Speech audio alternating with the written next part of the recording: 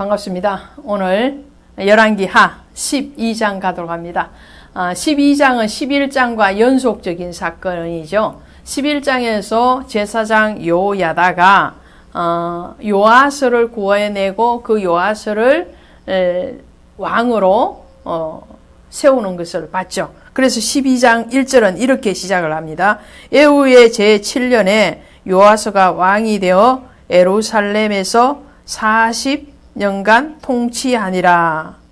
그의 어머니의 이름은 시부아라 부엘세바 사람이더라. 이 요아스가 왕이 되는데 몇 세에 왕이 됐다고요?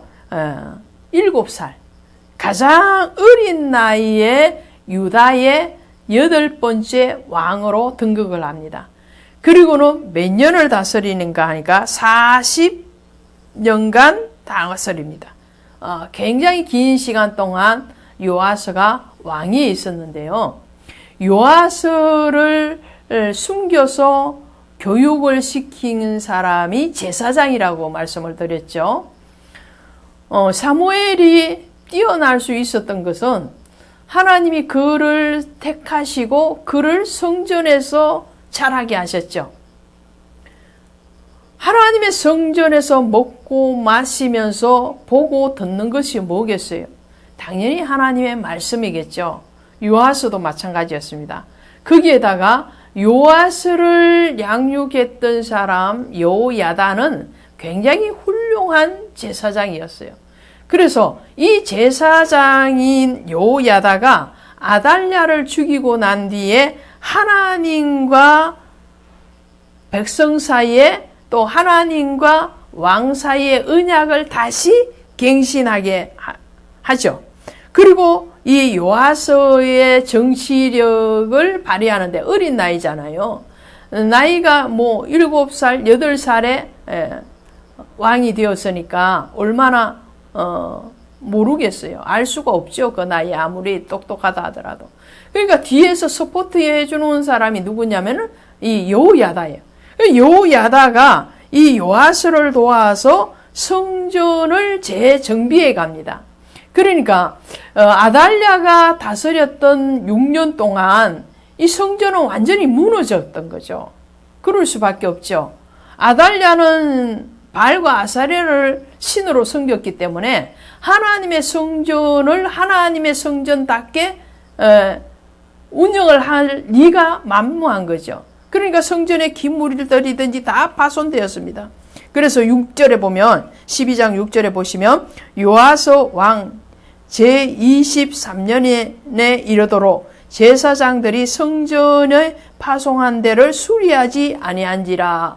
요아스가 지금 왕이 됐어요. 왕이 됐음에도 불구하고 성전이 수리되어지지 않아요. 성전이 지금 예루살렘 성전이 솔로몬 때 세워진 거잖아요. 역사가 지금 흘렀잖아요. 흐르는 가운데서 자연적으로 성전이 파괴될 뿐만 아니라 아달랴의 그 집권 시기에 방치되었으므로 성전이 굉장히 훼손되었을 것이라는 거죠. 그래서 이 성전 훼손된 것들에 대해서 수리하기 위해서 이제 헌금을 받기로 하는 겁니다. 그래서 이것을 제사장에게 맡기는 것이 아니고 전문 성전 수리자에게 맡기기로 하는 것을 8절에서 이렇게 말해요. 제사장들이 다시는 백성에게 은을 받지도 아니하고 성전 파손한 것을 수리하지도 아니하기로 동의하니라. 그리고 제사장 요야다가 한 개를 가져다가 그것의 뚜껑에 구멍을 뚫어 여호와의 전문 어기 오른쪽 곧 제단 옆에 두매 여호와의 성전에 가져오는 모든 은을 다 문을 지키는 제사장들이 그 개에 넣었더라. 특별히 성전 수리하기 위한 예물을 받는 헌금함, 오늘로 말을 하면 예물함이 되겠죠. 그 헌금함을 성전 입구에 둬서 성전 수리에 필요한 물질을 거기에 넣으면 그 개가 차면은 그것을 성전 수리하는 보수하는 일에 사용했던 것을 기록하고 있는 거죠. 이것은 일종의 성전세라고 할 수 있죠. 출애굽기 30장 12절 이하에 가면 하나님께서 너의 생명을 속전함을 받은 것에 대해서 속전세를 내라고 그래요. 속전세.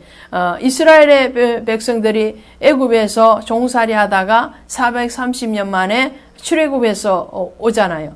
근데 그 출애굽해 오기 전에 6월절 밤에 어린 양의 피를 바른 그 집 안에 들어있는 사람들은 다 구원함을 받았으나 그 피의 공로를 의지하지 않는 사람 다 죽임을 당했죠. 원래는 다 죽임을 당해야 되는데 하나님이 이스라엘 백성들에게 미리 천사를 통해서 가르쳐 주시고 그래서 6월절 양의 피 바른 집 안에 있었던 사람 구원을 받았다는. 뭐 때문에 구원을 받았냐? 자기의 의냐? 아니라는 거죠. 자기의 공로가 아니라 어린 양의 피 때문에 구원을 받았어요. 그래서 그 생명을 구원받음에 대해서 속전세를 내라고 그랬어요. 그 속전세는 회막 봉사에 사용하도록 특별히 지정된 세금이었습니다. 그 속전세를 낼 때에 부자라고 더 내느냐? 아니고 가난한 자라고 덜 내느냐? 아니라는 거예요. 누구나 20세 이상이면 반세계를 하나님의 성전에 사용하기 위해서 속전세를 냈어요. 이것이 신약에 오면은 예수님께서 베드로에게 물고기 잡아서 그 입을 열면 한 세겔이 나올 것인데 그 한 세겔을 너를 위해서 반세겔, 나를 위해서 반세겔에서 성전세를 내라. 그 성전세나 속전세나 오늘 이 요하스 시대에 성전을 수리하기 위해서 특별 헌금을 모은 것이나 일맥상통한다고 할 수 있겠죠. 그 성전세를 내어서 이스라엘의 성전을 유다의 성전을 보수하고 완수시켜 나갑니다. 그러면서 제사장이 이 일에 관여하지 않았다. 이 말씀은 사도행전에 가면 7 집사를 세우는 일이 일어나죠. 왜냐? 왜 집사를 세우느냐? 믿음을 인정받고 성령이 충만한 지혜로운 사람 7을 택하여서 집사를 세워서 그들에게 교회의 여러 가지 구제와 선교에 대한 일들을 감당하게 하죠. 그리고 목회자는 사도는 뭐 하느냐? 말씀 연구하고 그리고 그 말씀을 전하는 일에 집중하기 위해서 기도하고 말씀 전하는 일에 집중하게 하기 위해서 집사들을 세워서 교회 행정의 일들을 하게 했던 것 같이 오늘 요하스 시대에서 요야다의 제사장을 중심으로 해서 이제 하나님의 성전에서도 업무가 분담되어지고 헌금의 관리에 대해서 분담이 이루어지는 것을 우리가 볼 수가 있습니다. 이 요야다가 요아스를 후원하고 동력하는 동안에는 요아스는 선한 왕이었습니다. 그런데 요야다가 나이가 들어서 죽고 난 뒤에 요야다의 아들이었던 스가랴가 제사장 직임을 감당하는데 그때 요아스가 타락을 하게 돼요. 하나님을 떠나게 됩니다.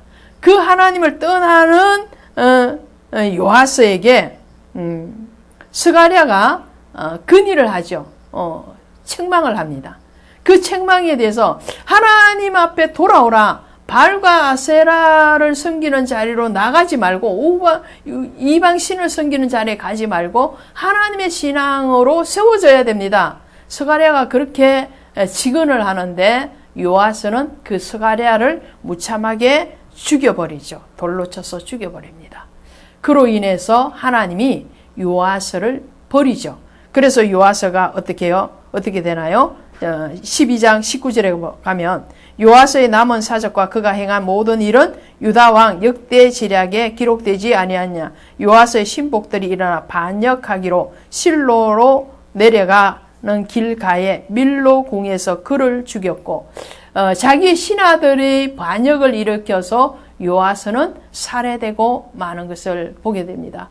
요아스를 통해서 알 수 있는 것은 정말 훌륭한 스승이 옆에 있어야 되는데 오늘 우리는 그 스승을 사람에게서 찾는 것이 아니고 오직 하나님께 찾습니다.